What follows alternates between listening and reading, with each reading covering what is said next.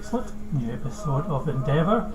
After last week's good episode, good solid episode, really looking forward to this one. So here we go. Good start as well, some classical music to start. Can be better. La Boheme, Puccini.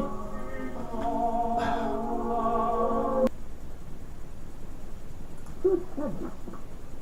What's this? I thought you were out by Woodstock. I had notice from division to transfer back to CIB in town. Started this morning.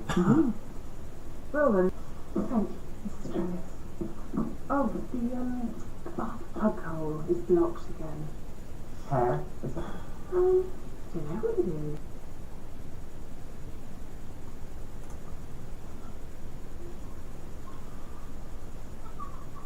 I can bounce really high. You know I can bounce as high as something. Hello. Hello? You're not going to both fine. I found a bag the morning after. Too young for her. Usually. But not this time. No. It's usually like the last days of Sodom after one of their dues, but I'm around Thursday morning and Watching Murder, She Wrote. Have I put on the wrong show? And then what's given? Is that what's wrong? every Wednesday. You'll be on the call for an exhibits officer. Is he, or you got any more little surprises for me? That's using his initiative, sir. So, she dies in a fall. And Van Horn leaves the mess for them to sort out. Yeah, and so deep with this single way mumbo jumbo. Bearing the dress. So, you'll have guessed that I'm not happy with this episode. It's just after last week's good, solid episode, this is just terrible. I gave it 5 out of 10 on my website review. If you had never watched many films or watched many TV shows, then yes, you might enjoy this. But if you've lived long enough to have watched enough films and TV shows, then no, this is just not good. The writing is lazy, direction was slow at times, bit ponderous again. Not Sean's fault completely as director, because shows like this, you can't do anything too fancy or too different. They've got, between time restraints and financial restraints, to be honest, it didn't stand out in any way. There was nothing to say, oh, this is Sean Evans directing, and it's the same with most directors in these type of series. Again, the pacing can be down to the director, so he has to take some of the blame for that.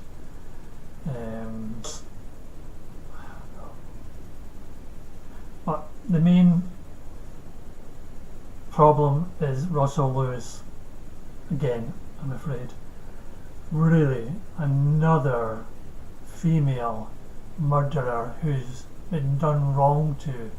Hell hath no fury like a woman scorned. Really? Another story like this. This is done to death. It really did feel at times like I was watching Jessica in Cabot Cove. It was like it was written in the 1960s. It would not have been out of place in the 1960s, but it's out of place in the 21st century. It's quite ridiculous. There was some good things about the show which I'll come to later, but let's stick to the negatives and why I thought it was a poor show. Again, you had the cult leader stereotype, quietly spoken, smarm and charm, quietly spoken, just such a stereotype of that type of person. At the end, that sickly, sentimental, saccharine ending with the little boy pretty much saying to Morse and Joan, "Oh, you be my mum and daddy." Oh, God. It was so sugary, sickly that it gave me diabetes. Another problem, why didn't they just report Christine's death? She fell, she banged her head, she was obviously had been drunk, and so why not just report it? So once they had found her, just get everybody to leave, tidy the place up, phone the ambulance, say you've just found her. And why would they know? How would they find out you're having some sort of swingers night or an orgy, as Endeavour put it? So again, that's quite ridiculous. There was no reason not to just have the character phone an ambulance. It's just again, we have, I feel, a problem where the situation with George Fancy is barely mentioned. It's only really strange who is looking into the whole situation, especially after the end of series 5, when it was all the 4 of them in the office all saying they would not allow this to go unpunished. They would do their best to find George's killer. It was the 3 Musketeers and D'Artagnan, and now no, it's just Strange. So yes, it's a disappointing episode that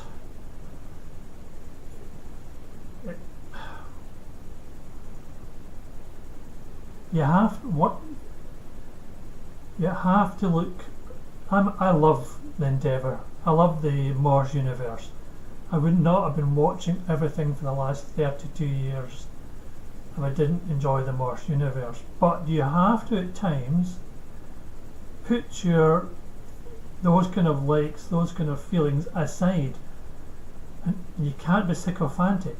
You have to look beyond your love of a series or an actor, etc. You have to think beyond that, and that's what I do as an honest review. I hate having to criticise a series I enjoy. I hate having to criticise anything about the Morse universe, especially in light of the fact that this may be the last ever series we get that involves something about the Morse universe.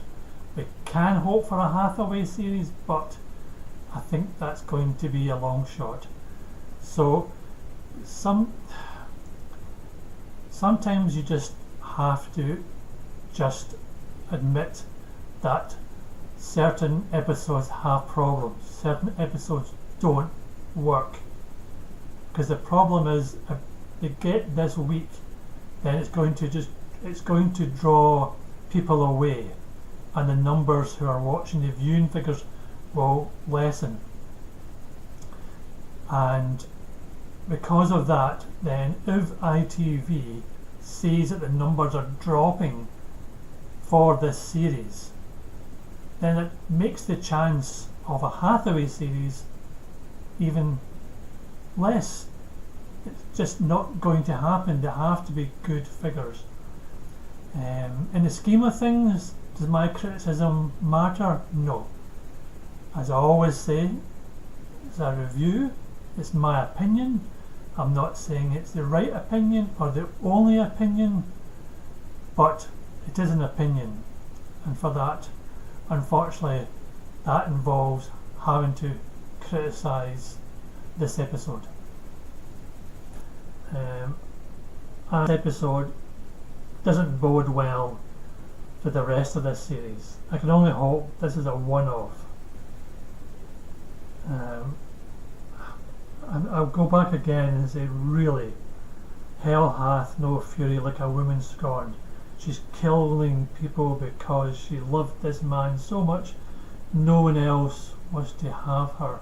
It's just, and the way Endeavour walks in with the tape recording is just, again, is just so Agatha Christie, Father Brown and Murder, She Wrote. It's just not worthy of this series.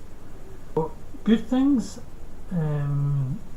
unfortunately, few and far between. 2 excellent scenes that I've uploaded to my website review, where again my website review involved not just this, but the locations, the music, any connections to the Morse or Lewis series, also any literary references or any art, etc, etc. So it's always worth going to my website post to read that as well.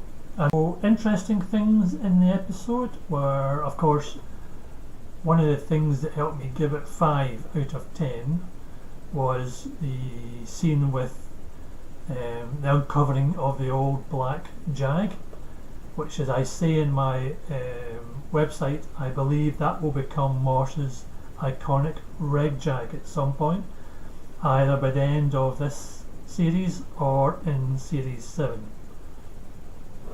Interesting aspect was when Endeavour asks Strange, or he tells him he's heard that he's been looking into heroin deaths, and Strange eventually says he wants to talk about the whole George Fancy situation, but he looks behind and sees Fred Thursday coming at the back, so he says to Endeavour, "Not here." Why would he not want to say something like that in front of Thursday? My worst thought is that Thursday's involved in the killing of George Fancy, which is a horrible thought, but it would allow us to know why the older Morse did not talk of Fred Thursday. It would help there, because if he had done something as horrible as killing George Fancy, then that would make sense from the point of view of older fans like me who know of the first series, the original series Morse. That would allow us to know why he never talked of Fred Thursday. Though of course we know that Fred is a creation of Russell Lewis, not Colin Dexter, and no one in the who wrote for the original series. But we as fans want to know, so it just makes sense in the timeline situation. So that I can't see it going down that road of Thursday having something to do with George's death. But why does Strange not want to talk about it in front of Thursday? The topic of George Fancy, again, it's only not been talked about very much, and so there's only 2 episodes to find his killer, to resolve that situation, unless of course it doesn't get resolved in this series and it carries on to series 7, which would be a little disappointing if that's what happens, but it's a matter of watch this space, isn't it?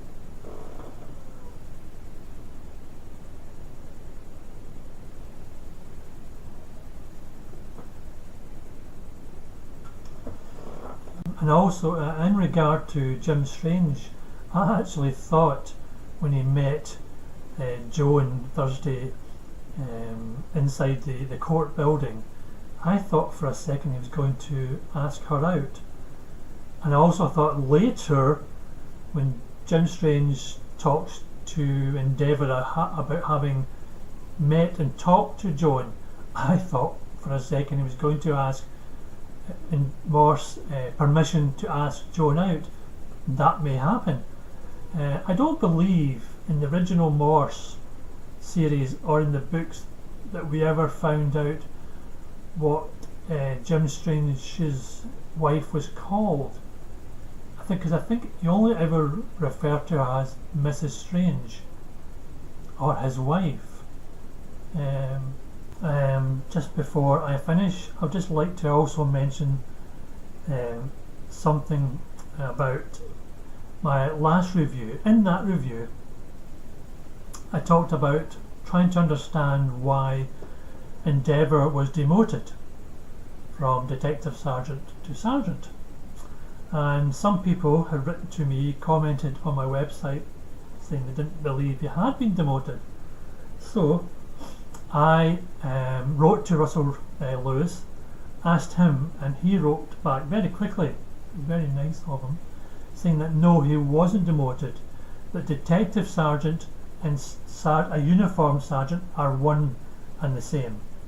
This is something he said he learnt during his time writing for a TV show, a British TV show called The Bill, which was a procedural, twice weekly, I think if I remember, show that ran from the 1980s to around the beginning of the 21st century. So he wasn't demoted. I was wrong there, so happily so. So I'll just wrap up now, just again reiterating how disappointed I am in this episode. If that wasn't obvious, it's quite sad that it went from a very good episode last Sunday, the pylon episode, to this. So hopefully it will be better when we get the third episode this Sunday, at least in the UK of course, and things will hopefully improve. I'm also just a reminder that I'm doing another live stream on Twitch on Saturday night at 9 PM. That's this Saturday. Okay, well, I'm off to watch an episode of the original Morse or Lewis, just to get that stale taste out of my mouth. Goodbye, take care, and I'll see you soon.